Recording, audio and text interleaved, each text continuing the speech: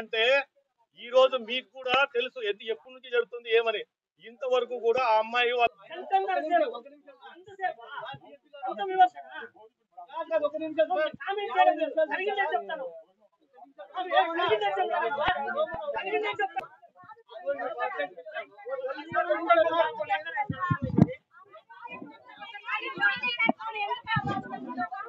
అదే కదా సార్ 3వ తారీఖు కంప్లైంట్ ఇచ్చినప్పుడు ఆ రోజు అయినంటే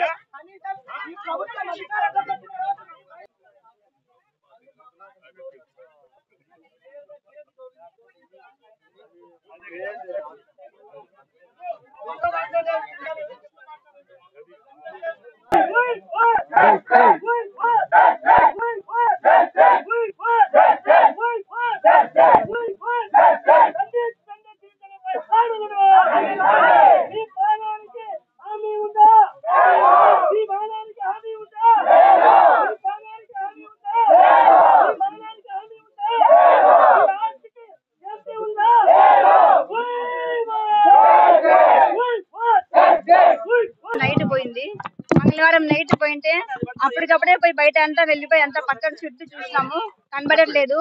పోలీస్ స్టేషన్ పోయి కేసు పెట్టినాము, రాపించినాము. వాళ్ళు ఏమి చెప్తానని చాలా రెగ్యులేట్ చేసినారు. వాళ్ళు ఏం చెప్పలేదు. కంటిన్యూ 4 days అయింది. 4 days నుంచి కంటిన్యూ పోతున్నాము. వాళ్ళ ఫోన్ లిస్ట్ ఇచ్చినాము, వాళ్ళ పేరు చెప్పినాము, వాడే లాస్ట్ లో కాల్ చేసినాడని చెప్పినాము. అయినా వీళ్ళు పట్టించుకోలేకపోయారు. ఈ రోజు నా బిడ్డ వాళ్ళు బుధవారం రోజు పోయింటే నా బిడ్డ బతికేదాన్ని. ఈ రోజు ఇప్పుడు ఏం లేదు, వాడినే చంపల్లా. నా బిడ్డ ఎట్లా చచ్చిపోయిందో అట్లా చచ్చిపోవాలా. వాడు కూడా వాడిని కూడా శిక్ష పెట్టాలా. వాడైతే బతుకుదొరదు. న్యాయం చేస్తేనే, లేదంటే నన్నే చంపేస్తే మేము చచ్చిపోతాం అంతే. మా పాప ఉండేది ఒక బిడ్డ. ఆ పాపకి ఇట్లా అన్యాయం జరిగింది. ఇప్పుడు న్యాయం చేస్తే బాగుంటుంది, లేదంటే ఇదే చచ్చిపోతాం. తల్లి ఘోష అనేది, కడుపు కోత అనేది వర్ణనాతీతంగా ఉంది. ఆ అమ్మాయి బాడీ పురుగులు పట్టి గుర్తుపట్టలేని విధంగా కూడా ఈ ఘాతుకానికి పాల్పడినటువంటి నిందితులను నడి రోడ్డు పైన శిక్షించాలి. ఇటువంటి ఘాతుకానికి ఎవరైనా పాల్పడాలి అనే ఆలోచన చేసిన వెంటనే కూడా వాళ్ళని శిక్షించాలని కూడా మేము ఈ సందర్భంగా వైఎస్ఆర్ కాంగ్రెస్ పార్టీ నాయకులు అందరము కూడా మేము డిమాండ్ చేస్తా ఉన్నాము. ఎందుకంటే ఇదే ఉమ్మడి అనంతపురం జిల్లాలో రామగిరి మండలంలో కూడా ఒక బాలికను దాదాపు కొన్ని నెలల పాటు కూడా అత్యాచారం చేసి ఆ అమ్మాయికి ఏ విధమైనటువంటి దారుణానికి ఒడిగట్టారో, అలాగే ఇదే ఉమ్మడి అనంతపురం జిల్లాలో చిలమత్తూరు మండలంలో కూడా అత్తాకోడల్ని సామూహికంగా కూడా అత్యాచారం చేశారు. మొన్నటి రోజున కడప జిల్లాలో 3 సంవత్సరాల పసికందును కూడా వదలకుండా అత్యాచారం చేసి చంపుతా ఉన్నారు. రాష్ట్రంలో ఏం జరుగుతుంది, ఈ సమాజం ఏమైపోతుందని ఈ రోజు ప్రజలందరూ కూడా భయభ్రాంతులకు గురవుతున్నారు. మరీ ముఖ్యంగా కూడా అమ్మాయిల యొక్క తల్లిదండ్రులు అమ్మాయిలను బయటకు పంపించాలి అంటేనే వాళ్ళ గుండెలు దడదడ కొట్టుకునేలాగా ఈ రోజు కూటమి ప్రభుత్వం పాలన చేస్తా ఉంది. ఇదే చంద్రబాబు నాయుడు గారు అధికారంలోకి రాకముందు చెప్పారు, మహిళలకు పెద్దపీట వేస్తాము, మహిళలకు సమాన అవకాశాలు కల్పిస్తాము అని అన్నారు. అలాగే హోంమంత్రి గారు చెప్పారు, ఎక్కడైతే ఇటువంటి అఘాయిత్యాలకు పాల్పడతారో ఆ నిందితులను వెంటనే స్పాట్ లోనే శిక్షిస్తాము అని అన్నారు. మరి పవన్ కళ్యాణ్ గారు కూడా చెప్పారు, మేమే తప్పు చేస్తే మేము ప్రశ్నిస్తాము, ఇటువంటి ఘాతుకానికి పాల్పడిన వాళ్ళని కఠినంగా శిక్షిస్తాము అని చెప్పి ప్రగల్భాలు పలికినటువంటి నాయకులు ఈ రోజు ఏమయ్యారు? ఈ రోజు ఆ తల్లి ఘోష మీకు వినపడడం లేదా? ఇదే ఉమ్మడి అనంతపురం జిల్లాలో ఇంతమంది మహిళలకు అత్యాచారాలు జరుగుతూ వాళ్ళ కుటుంబాలు నడి రోడ్లపైన పడి ఇంత ఘాతుకానికి పాల్పడుతున్నారే, ఇప్పటికైనా కూడా మీరు స్పందించి ఇటువంటి దాడులకు పాల్పడుతున్న వారిని కఠినంగా శిక్షించాలని కూడా మేము డిమాండ్ చేస్తా ఉన్నాము. మీరు శిక్షించలేని పక్షంలో ప్రజల తరపున వైఎస్ఆర్ కాంగ్రెస్ పార్టీ వారి అజెండాను తీసుకొని ముందుకెళ్తూ ఆ బాధితులను నడి రోడ్డులోనే శిక్షించేలాగా వైఎస్ఆర్ కాంగ్రెస్ పార్టీ చర్యలు చేపడతాదని కూడా ఈ సందర్భంగా తెలియజేస్తా ఉన్నాము. వీళ్ళ పేరెంట్స్ ఆ యువతి పేరెంట్స్ కూడా రావడం జరిగింది. థర్డ్ రోజు వీళ్ళ అమ్మాయి మిస్ కావడం జరిగింది. ఫోర్త్ వెళ్ళి స్టేషన్లో 1 స్టేషన్లో కంప్లైంట్ ఇస్తే ఈ రోజు రేపు మన్నాడు అనుకుంటా కాల్ లిస్ట్ తీయడంలో కూడా ఇంత నిర్లక్ష్యం ఉంటే అక్కడ ఉన్నట్టు పోలీస్ స్టేషన్లో పోలీసులు ఏ విధంగా వ్యవహరిస్తున్నారో ఒకసారి గమనించాలి. ఒక సామాన్యులపై ఏమైనా కంప్లైంట్ ఇస్తే కదా అసలు రెస్పాండ్ కాని పరిస్థితుల్లో ఈరోజు చూస్తున్నాం మనం. ఆంధ్ర రాష్ట్రంలో చంద్రబాబు నాయుడు గారు ఏం చెప్పారు, మహిళలకు రక్షణ ఉంటుంది, మహిళలకు మేమందరూ కూడా రక్షణ కల్పిస్తామని హోంమంత్రి గారు కూడా పదే అంటుంటున్నారు. కానీ ఈరోజు మన రాష్ట్రంలో ఏ విధంగా అత్యాచారాలు సంఘటనలు జరుగుతున్నాయి కూడా మనందరూ కూడా ఒకసారి గమనించాలా. ఈరోజు ఆ రోజు పోలీస్ స్టేషన్లో వెంటనే స్పందించుంటే ఈరోజు నిన్న శవం అయితే లేదా మనం అందరూ గమనించాలా. ఇంత వ్యవస్థ ఉన్నప్పుడు, టెక్నాలజీ ఉన్నప్పుడు, సీసీ కెమెరాలు కానివ్వండి, ఈ లొకేషన్ కనుకోవచ్చు, కాల్ లిస్ట్ తీయచ్చు, ఇవన్నీ తీసేటప్పుడు వీళ్ళందరూ నిర్లక్ష్యం చేయడం వంటికి ఎంత దారుణం అని కూడా ఒకసారి మేము అందరూ గమనించాలా. అయినప్పటికీ ఈరోజు అందరం కలిసి ఎస్పీ గారికి ఒక రిప్రజెంటేషన్ ఇవ్వడం జరిగింది. ఇదే సంఘటన పైన ఒక సామాన్యుడు పోయి ఏమైనా కంప్లైంట్ ఇస్తే పట్టించుకున్నారు. నేను కూడా స్వయాన 4 రోజుల క్రితం మా చింతకుంట మధు అని చెప్పి కార్పొరేటర్ వాళ్ళ తనయుడు ఒక లోకల్ టీడీపీ నాయకులంతా వచ్చి దాడి చేస్తే మేము ఫోటోలో వెళ్ళి కంప్లైంట్ ఇవ్వడానికి వెళ్తే అక్కడ ఉన్న లోకల్ ఎస్ఐ ప్రసాద్ అని చెప్పేసి 50 నిమిషాలు భోజనం చేస్తాడు ఆయన. మేము వచ్చినాము అందరూ తెలుసు. ఆయన మేయర్కి ఒక మా వైఎస్ఆర్సీపీ పార్టీకి గౌరవించకపోయినా కూడా ఒక మేయర్లో ఉన్నటువంటి చైర్కైనా గౌరవించాలి ఆయన. అంత మాత్రం రెస్పాన్సిబిలిటీ లేదు ఆయనకి, అంత మాత్రం కొంచెం కామన్ సెన్స్ లేదు ఆయనకి. అంతమంది వచ్చి కూర్చున్నాం, కేవలం ఒక కంప్లైంట్ తీసుకునేకి భయపడుతుంటే ఎందుకు ఉద్యోగం చేస్తున్నారు ఈరోజు ఆయన. ఈరోజు అదే వివరించడానికి మేము ఎస్పీ గారు కూడా రావడం జరిగింది. గతంలో కూడా నా ఛాంబర్లో టీడీపీ నాయకులు వాళ్ళందరూ వచ్చి దౌర్జన్యంగా అన్ని చేయడం జరిగింది. ఫ్లెక్సులు ఉన్నాయని చెప్పేసి అది నేను కంప్లైంట్ ఇస్తే కదా 3-4 కంప్లైంట్లు కూడా ఇప్పుడు వరకు ఎస్పీ గారి దృష్టికి తీసుకెళ్ళినా, డిఎస్పీ గారి దృష్టికి తీసుకెళ్ళినా కూడా ఇప్పుడు పట్టించుకోవడం, ఇవన్నీ కూడా వీళ్ళు చర్యలు తీసుకుంటే ఇవి ముందు జరిగేటివని కూడా మీ అందరూ తెలుస్తున్నాం. అదేవిధంగా గతంలో మేము చూసుకుంటే కన్నా అనంతపురం నగరంలో ప్రశాంతంగా ఉండేది. అనంత వెంకటరామరెడ్డి పాలనలో ఏ విధంగా కొనసాగిందో మనం కూడా ఒకసారి దౌర్జన్యాలు కానివ్వండి, అక్రమాలు కానివ్వండి, అవినీతి ఎక్కడ జరగకోకుండా ప్రశాంతంగా కొనసాగించిన ఈ పాలనలో ఇప్పుడు మనం కూటమి ప్రభుత్వంలో ఏ విధంగా మనం జరుగుతుందో కూడా మనం అందరం గమనించాలా.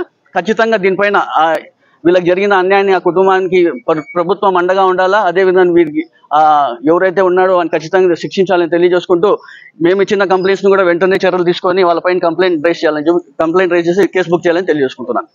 పెట్టుకున్నటువంటి కామాంధులను వెంటనే శిక్షించాలనేసి ఈరోజు వైఎస్ఆర్ కాంగ్రెస్ పార్టీ తరఫున తల్లిదండ్రులకు వెంటనే న్యాయం జరగాలనేటటువంటి ఒక ముఖ్య ఉద్దేశంతో ఈరోజు ఎస్పీ గారిని కలవడం జరిగింది. ఎస్పీ గారిని కలిసిన తర్వాత కూడా తల్లిదండ్రుల పక్షాన ఈ ప్రభుత్వానికి ఒకటే హెచ్చరిస్తా ఉన్నాం. దాదాపు కూటమి ప్రభుత్వం ఏర్పాటయ్యి దాదాపు సంవత్సరం రోజుల కాలం అవుతా ఉంది.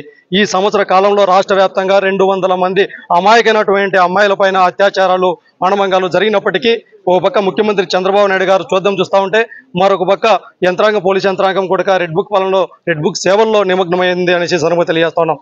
ముఖ్యంగా ఈ సందర్భంగా హెచ్చరిస్తా ఉన్నాం. పవన్ కళ్యాణ్ గారు కూడా హెచ్చరిస్తున్నాం. ఏమీ లేనటువంటి తిరుమల లడ్డు ప్రక్షాళన కోసం మెట్లు కడిగినటువంటి నువ్వు ఈ రోజు దాదాపు 200 మంది ఈ రాష్ట్రంలో ఉన్నటువంటి అమ్మాయిలను అగాత్యాలు చేస్తూ ఉంటే మీరు ఏ మెట్లు కడిగారు, ఏ ప్రాపర్ ప్రక్షాళన చేస్తూ ఉన్నారు అనేసి ఈ సందర్భంగా హెచ్చరిస్తా ఉన్నాం. అందుకే కూటమి ప్రభుత్వానికి ఈ సందర్భంగా హెచ్చరిస్తా ఉన్నాం. వెంటనే బాధిత మహిళలకు సంబంధించినటువంటి వాళ్ళకి ఆ కుటుంబానికి ప్రభుత్వ ఉద్యోగం కేటాయిస్తూ, అదేవిధంగా ఆర్థిక సాయం చేస్తూ, తిరిగి రానటువంటి లోకాలకు వెళ్ళినటువంటి తన్మయ్య ఆత్మకు శాంతి చేకూర్చే విధంగా ప్రభుత్వం వెంటనే చర్యలు చేపట్టాలా.